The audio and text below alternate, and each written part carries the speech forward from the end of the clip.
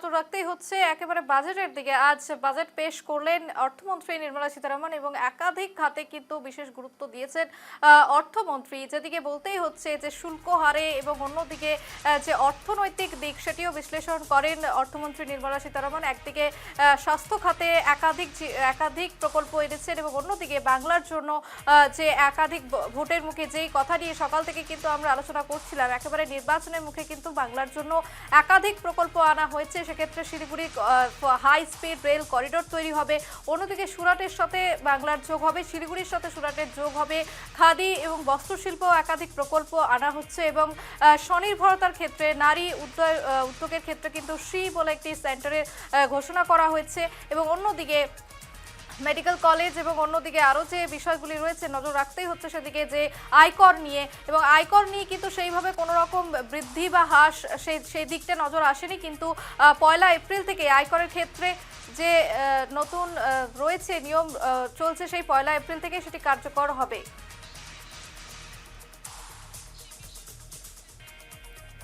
একেবারে আমরা বাজেট নিয়ে বিস্তারিত জানবো। এই মুহূর্তে আমাদের সাথে ফোন লাইনে সরাসরি রয়েছেন আমাদের অধ্যাপক শিবেশ্বর কুণ্ডু। শিবেশ্বর বাবু, যে বাজেট পেশ হলো আমরা সকলেই নজর রাখলাম এবং বাংলার জন্য বিশেষ কিছু প্রকল্প আনা হয়েছে, হাই স্পিড রেল করিডোর এবং অন্যদিকে যে বিদেশ ভ্রমণ নীতি সেক্ষেত্রেও পরিবর্তন এসেছে এবং আয়কর যে বিষয়টি ছিল যেটির দিকে সকলেরই নজর ছিল, একেবারে 1 এপ্রিল থেকেই কিন্তু সেক্ষেত্রে কিন্তু এই নতুন যে নিয়ম সেটি কার্যকর হবে। ঠিক কিভাবে দেখছেন বাজেটকে? সবচেয়ে প্রথমে ধন্যবাদ আমাকে ইনক্লুড করার জন্য। কয়েকটা বিষয় যেটা আমাদেরকে এখানে বুঝতে হবে ইউনিয়ন বাজেটের দ্বারা, সেটা হচ্ছে এই পুরো বাজেটটা কিন্তু অ্যাকচুয়ালি ইনফ্রাস্ট্রাকচার ওরিয়েন্টেড বাজেট। মানে এখানে আমরা কিছু কিছু অ্যানাউন্সমেন্ট যেটা দেখতে পেয়েছি সেটা হচ্ছে 5 বছরের মধ্যে 10,000 কোটি টাকা সরকার ফার্মা শক্তির জন্য ইনভেস্ট করবে। তারপরে আরো ট্রান্সপোর্ট করিডর তামিলনাড়ু থেকে রেয়ার আর্থ মেটেরিয়ালের জন্য কিছু অনেক হাজার কোটি টাকা ইনভেস্ট করবে। তো আমরা যেই বিষয়গুলো দেখতে পাচ্ছি এগুলো হচ্ছে ইনভেস্টমেন্ট হচ্ছে পুরোপুরিভাবে ইনফ্রাস্ট্রাকচার ওরিয়েন্টেড। আর যেটা আপনি বললেন, যেহেতু ওয়েস্ট বেঙ্গলের ইলেকশন সামনে আছে তো ওখানে রেলের দিকে প্রাথমিকভাবে অ্যাটেনশন দেওয়া হয়েছে কি রেল করিডোরসের দ্বারা এখানে ওয়েস্ট বেঙ্গলে কিভাবে ইনভেস্টমেন্ট করা যেতে পারে। তার সাথে সাথে আমরা দেখেছি কি যেটা নিউ ইনকাম ট্যাক্স রেজিম সেটাকে কিন্তু মানে বেশি প্রাথমিকতা দেওয়া হয়েছে, আর ওল্ড ইনকাম ট্যাক্স রেজিমকে কিন্তু কাইন্ড অফ ওটা একটা আগামী দিনে বলা যেতে পারে সেটা কিন্তু আর সেরকম ভাবে কাজে লাগবে না বা ইন্ডিভিজুয়ালসরা সেরকম ভাবে সেটাকে ইউজ করতে পারবে না। তো এটার দ্বারা দেখছি কি আমরা মিডিল ক্লাসের জন্য কিন্তু কোনোভাবে সেরকম কোনো র্যাডিক্যাল কোনো স্টেপ কিন্তু আমরা দেখতে পাইনি ইউনিয়ন বাজেটের থ্রু দিয়ে, যার দ্বারা মিডিল ক্লাসরা কিন্তু কোনোভাবে সেরকম ভাবে স্বস্তির নিঃশ্বাস নিতে পারবে। তো এই ইনভেস্টমেন্ট গুলো যেগুলো হয়েছে সেই ইনভেস্টমেন্ট গুলোকে বলা যেতে পারে কমপ্লিটলি ইনফ্রাস্ট্রাকচার ওরিয়েন্টেড। এখানে মিডিল ক্লাসদের কাছে কিন্তু সেরকম ভাবে কোনো অপরচুনিটি থাকছে না। তার সাথে সাথেই আমাদেরকে দেখতে হবে যেগুলো কি গভর্নমেন্টের যেটা অবজেক্টিভ, গভর্নমেন্টের যেটা আইডিওলজি, সেটা হচ্ছে গভর্নমেন্ট চাইছে কি ইন্ডিভিজুয়ালসরা বেশি থেকে বেশি ইনভেস্টমেন্ট বাদ দিয়ে কনজাম্পশনের দিকে যাক, যার জন্য নিউ ইনকাম ট্যাক্স রেজিমকে সেরকম ভাবে প্রাথমিকতা দেওয়া হয়েছে। ওল্ড ইনকাম ট্যাক্স রেজিমের মধ্যে যেসব ইনভেস্টমেন্টের যেগুলো জায়গা ছিল, এলআইসির ক্ষেত্রে ইনভেস্ট করা যেতে পারতো, এফডির ক্ষেত্রে ইনভেস্টমেন্ট করা যেতে পারতো বা আরো সব বিভিন্ন পরিকল্পনার মধ্যে ইনভেস্টমেন্ট করা যেতে পারতো। নিউ ইনকাম ট্যাক্স রেজিম আসার পরে কিন্তু সেরকম ধরনের কিন্তু কোনো আর স্কোপ থাকছে না। তো এখানে এক কাইন্ড অফ একটা ট্রানজিশন হতে চলেছে আমাদের পুরো ট্যাক্স কালেকশনের ক্ষেত্রে, যেটা কি ওল্ড ইনকাম ট্যাক্স রেজিম থেকে নিউ ইনকাম ট্যাক্স রেজিমের মধ্যে যাচ্ছি। সেই ইনকাম ট্যাক্স রেজিমের মধ্যে কিন্তু it's more about consumption oriented. আপনাকে ইনভেস্ট বেশি করতে হবে, আপনি কিন্তু এখানে সেভ করতে পারছেন না সেরকম ভাবে। সেভিং এর জন্য কিন্তু আপনার কাছে স্কোপ থাকছে না। সেভিং এর জন্য কি করতে হচ্ছে, সেভিং এর জন্য দেখতে হচ্ছে আমাদেরকে ইনভেস্টমেন্ট করতে হবে শেয়ার মার্কেটে, ইনভেস্টমেন্ট করতে হবে আমাদের বিভিন্ন স্টক এন্টারপ্রাইজেস এর ক্ষেত্রে। এখানে আমাদের সেকেন্ডলি এটার মধ্যে থেকে যেটা উঠে আসছে সেটা হচ্ছে পেনশনের স্কোপ গুলো কিন্তু কমে যাচ্ছে। নিউ এনপিএস গভর্নমেন্টের থ্রু দিয়ে সেরকম ভাবে ইম্পোজ করার একটা চেষ্টা হচ্ছে, যেখানে ওল্ড পেনশন স্কিম কিন্তু সেরকম আর জায়গায় থাকছে না। তো এই পুরো বিষয়গুলো যদি আমরা মূল্যায়ন করি আমরা এখানে বুঝতে পারবো কি এই ট্যাক্সেশন পুরো রিফর্মসটা কিন্তু it's quite limited to middle class people. Middle ক্লাসদের জন্য কিন্তু সেরকম ভাবে আমরা কিছুই এই ট্যাক্স অ্যানাউন্সমেন্টস এর মধ্যে কিন্তু আমরা কিছুই ইতিবাচক সেরকম ইঙ্গিত কিন্তু আমরা পাইনি। Lastly and most importantly government যেটা বলার চেষ্টা করেছে সেটা হচ্ছে গভর্নমেন্ট ফিসকাল ডিসিপ্লিন আর লং টার্ম রিফর্মসের দিকে ফোকাস করার চেষ্টা করেছে।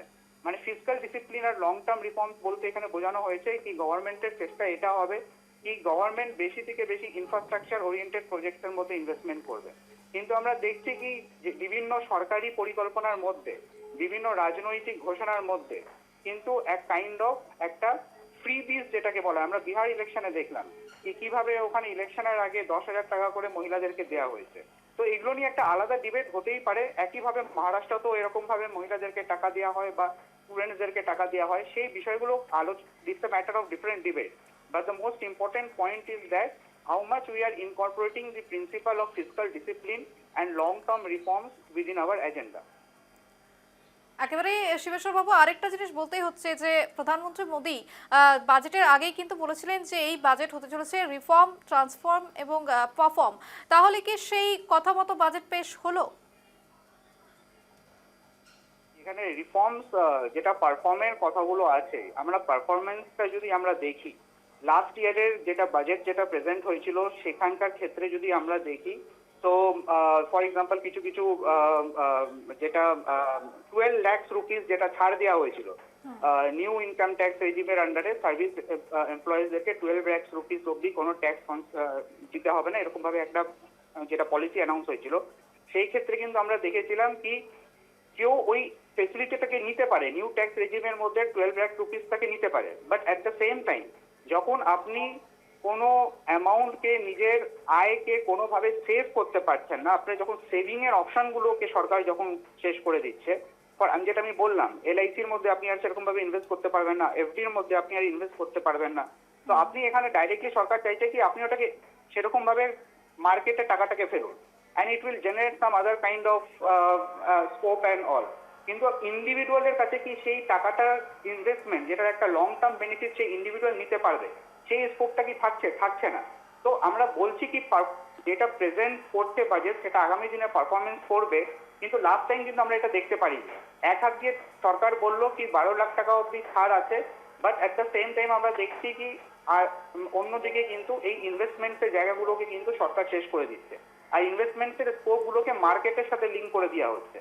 তো মার্কেটের সাথে লিঙ্ক করে দেওয়ার জন্য কি হলো ব্যাপারটা, বিষয়টা একটা পুরোপুরি ভাবে একটা ডিমান্ড সাপ্লাই মেকানিক্সের মধ্যে চলে গেল, যার জন্য ইন্ডিভিজুয়ালের যে সিকিউরিটির বিষয়গুলো, সেই সিকিউরিটি বিষয়গুলোর মধ্যে কিন্তু একটা অনিশ্চয়তার বিষয়গুলো কিন্তু থেকে গেল।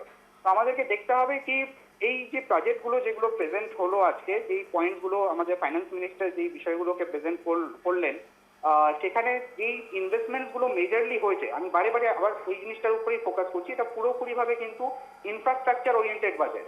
আর ইনফ্রাস্ট্রাকচারের ক্ষেত্রে কিন্তু ইনভেস্ট করাটা it's quite easier in comparison to investment in social sector.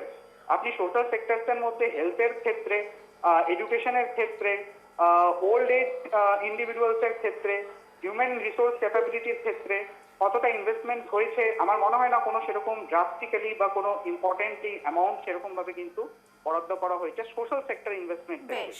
Infrastructure investment আমরা দেখতে পাচ্ছি, but social sector investment is lacking, which will create problem in the long run. বেশ, একেবারে আপনি যেমনটা তুলে ধরলেন যে পরিকাঠামোগত দিক থেকে কিন্তু একটি বিশেষ নজর দেওয়া হয়েছে এবং এরপর সাধারণ মানুষের কি বক্তব্য উঠে আসে সেদিকে আমরা নজর রাখতেই হবে আমাদের। এখন আপাতত ধন্যবাদ শিবকুন্ডু বাবু।